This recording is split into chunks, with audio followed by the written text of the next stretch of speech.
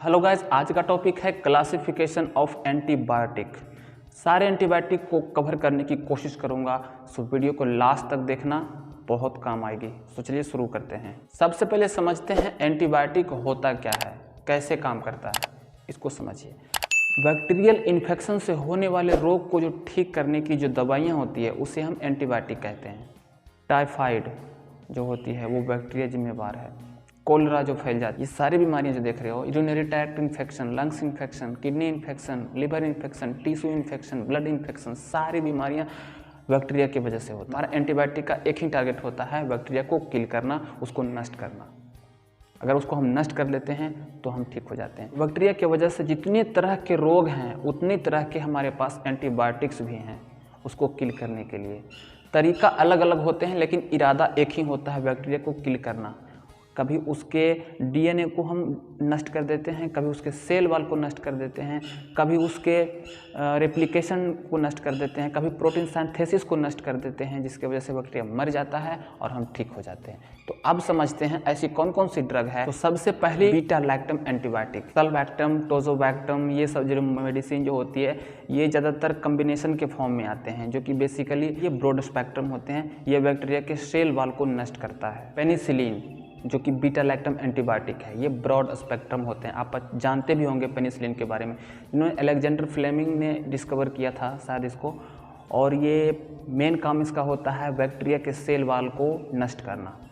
ये कुछ पेनिसिलिन के क्लासिफिकेशन है जो आप ट्रिक के द्वारा याद कर सकते हो। जैसे बोर्ड का एक एक वर्ड में एक एक ड्रग छिपा है, फिर कॉन्डम आती है, इस एक एक वर्ड में भी एक एक ड्रग छिपा हुआ, आसानी से याद करने वाला ट्रिक है ये एम्पिसिलिन और एमॉक्सिसिलिन का यूज़ आप देख सकते हैं। इसमें एमॉक्सिसिलिन किस में काम आता है और एम्पिसिलिन का यूज़ किस में होता है आप देख सकते हैं। इसमें पेनिसिलिन ग्रुप के सभी एंटीबायोटिक इन्फेक्शन में काम आते हैं, जैसे कि ear, nose, throat, intestine, kidney, pneumonia, gonorrhoea, syphilis, सब में काम आने वाली ये ड्रग। अब चलते हैं अगले मेडिसिन की तरफ। फाइलोस्पोरिन क्लास ऑफ एंटीबायोटिक, ये भी बैक्टीरिया के सेल वाल को ही नष्ट करते हैं। फाइलोस्पोरिन बड़ा एंटीबायोटिक ग्रुप है, इसको जनरेशन वाइज कैटेगराइज किया गया है, क्योंकि समय समय पर अपडेट होते गए, नए नए एंटीबायोटिक आते गए, तो उसको जनरेशन वाइज कर दिया गया। फर्स्ट जनरेशन, सेकंड जनरेशन,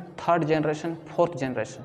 अब समझते हैं कि सभी जनरेशन में कौन कौन सी medicine. First generation cephalexin, cefadroxil, cefazolin. Second generation सिफाजाइम, सिफाप्रोजिल, सिफाक्लोर, सिफटेक्सिन। थर्ड जनरेशन सिफिजाइम, सेफ्ट्रीजोन, सिफाडाइजिन। Fourth generation सिफेपाइम।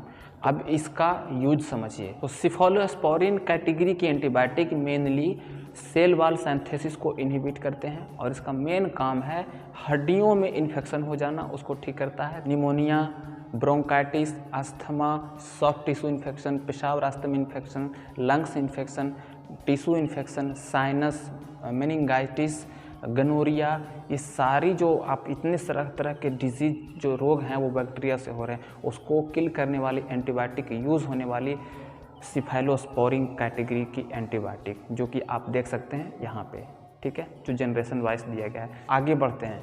तीसरी क्लास है कार्बापेनामस क्लास ऑफ एंटीबायोटिक। कार्बापेनामस कैटेगरी की एंटीबायोटिक भी सेल वाल सिंथेसिस को ही इनहिबिट करता है। इसकी मेडिसिन है मेरोपेनम, इट्रापेनम। इसका यूज़ बहुत कम होते हैं जब हाई रिस्क में होता है, जब बहुत ज़्यादा प्रॉब्लम है, पेशेंट वेंटिलेटर पर लेटा हुआ है, तो उस कंडीशन में हम इस एंटीबायोटिक का इस्तेमाल करते हैं। अगली मेडिसिन है मोनोबैक्टम, जो कि बहुत स्ट्रॉन्ग मेडिसिन होती है।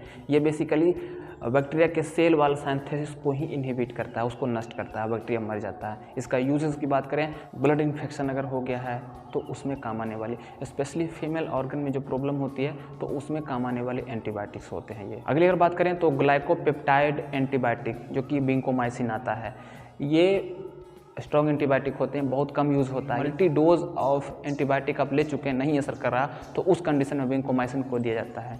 ये स्पेशली बहुत रेयर कंडीशन में पड़ता है। अगर आंत में इन्फेक्शन हो गया है तो दे सकते हैं, यूरिनरी में इन्फेक्शन हो गया, पेट में इन्फेक्शन हो गया, इंटेस्टाइन में, तो आप इसको दे सकते हो। तो अब कौन कौन सी दवा है जो प्रोटीन सिंथेसिस को इनहिबिट करता है, चलिए जानती है। अमीनोग्लाइकोसाइड ब्रॉड स्पेक्ट्रम एंटीबायोटिक, जो बैक्टीरिया के प्रोटीन सिंथेसिस को इनहिबिट करता है। में आती है अमीकासिन, जानते भी होंगे। बहुत अच्छा यूज़ है इसका, डॉक्टर का बहुत अच्छा चॉइस है। जब मल्टी ड्रग रेसिस्टेंट हो जाते हैं आपके बॉडी में तब इसका यूज़ किया जाता है। बहुत सारे रोगों में इस्तेमाल करते हैं, वो डॉक्टर के चॉइस पे डिपेंड करता है। बहुत कम्बिनेशन मिला के यूज़ करते हैं। जेंटामाइसिन जानते होंगे आप, डॉक्टर बहुत यूज़ करते हैं इसका। लंग्स में अगर कोई दिक्कत है, फेफड़ों में, तो आप ले सकते हैं। स्किन इन्फेक्शन अगर हो गया तो उसमें बहुत अच्छा काम करता है। ब्रोंकाइटिस, अगर ब्रोंकियल कंडीशन अगर ठीक नहीं है तो उसमें भी बहुत अच्छा काम करता है। स्ट्रेप्टोमाइसिन जो टीबी के अगर पेशेंट हैं तो उनमें बहुत अच्छा यूज़ है। टेट्रासाइक्लिन, अगर फीमेल यूटीआई में अगर कोई कुछ प्रॉब्लम है तो उसके वो बेहतर दवा है। अगली मेडिसिन है मार्कोलाइड्स, स्ट्रॉन्ग एंटीबायोटिक। ये भी बैक्टीरिया के प्रोटीन सिंथेसिस को इनहिबिट करता है, प्रोटीन सिंथेसिस को डैमेज कर देता है और बैक्टीरिया मर जाते हैं। एरिथ्रोमाइसिन, एजिथ्रोमाइसिन, क्लेरिथ्रोमाइसिन, इसका मेन यूज़ होता है ब्रोंकाइटिस में। अगर ब्रोंकियल कंडीशन ठीक नहीं है, लंग्स ठीक नहीं है, जिसको फेफड़ा बोलते हैं, वो अगर ठीक नहीं, उसमें दे सकते हैं आप। निमोनिया अगर है तो दे सकते हैं। यूरिथ्राइटिस, अगर यूरिनरी में कोई प्रॉब्लम है, यूरिन में, किडनी में कोई प्रॉब्लम है तो दे सकते हैं। अस्थमा हो गया है तो दे सकते हैं। इन्फ्लुएंजा जो होती है उसमें भी काम आती है। अगली मेडिसिन है लिंकोसामाइड, एंटीबायोटिक क्लास ऑफ ड्रग। ये भी बैक्टीरिया के प्रोटीन सिंथेसिस को ही इनहिबिट करता है। जैसे क्लिंडामाइसिन, एक्ने में काम आने वाली 1 नंबर की दवा। अगर स्किन में कोई दिक्कत है तो आप ले सकते हैं, ये जेल फॉर्म में आता है। लिंकोसामाइड जो कि कान में अगर इन्फेक्शन है, कान में घाव है तो ले सकते हैं, अच्छा काम करता है। और स्किन में अगर कोई दिक्कत है तो भी आप ले सकते हैं, ये इंजेक्शन के फॉर्म में आता है। कीनोलोन एंटीबायोटिक, ये एंटीबायोटिक ऐसी है जो कि बैक्टीरिया के डीएनए रिप्लिकेशन को इनहिबिट कर देता है। जो डीएनए की जो कोडिंग होती है वो मिसमैच हो जाता है, डैमेज कर देता है डीएनए को। जब डीएनए डैमेज हो जाएगा बैक्टीरिया का तो सेल में ग्रोथ नहीं होगी और बैक्टीरिया ग्रोथ नहीं करेगा और बैक्टीरिया मर जाएगा। तो इसकी मेडिसिन आती है सिप्रोफ्लॉक्सासिन, ओफ्लॉक्सासिन, ये सब मेडिसिन आप सुने होंगे।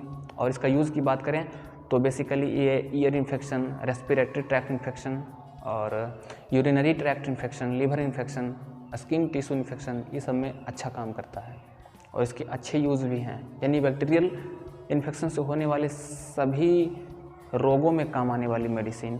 अगली एंटीबायोटिक है नाइट्रोइमिडाजोल एंटीबायोटिक, जो कि ये भी बैक्टीरिया के डीएनए रिप्लिकेशन को डैमेज करता है। इसकी ड्रग होती है टिनिडाजोल और निडाजोल। इसका use basically colon infection, intestine infection, इसमें काम आती है। जैसे आंत में दिक्कत है या पैखाना के रास्ता में अगर इन्फेक्शन हो गया तो उसमें आप दे सकते हैं। एक और मेडिसिन है रिफाम्पिसिन, स्पेशल एंटीबायोटिक, जो कि ये बैक्टीरिया के mRNA को डैमेज करता है। बेसिकली इसका यूज़ एंटी टर्बोक्लोसिस ड्रग है, यानी कि टीबी में काम आने वाली मेडिसिन। सो गाइस, ये थी एंटीबायोटिक। बहुत से एंटीबायोटिक जो हमसे छूट गए हैं, कवर नहीं हो पाया। सो वीडियो कैसे लगा बताना और सब्सक्राइब ज़रूर कर लेना, ऐसी जानकारियाँ आपको मिलती रहेगी।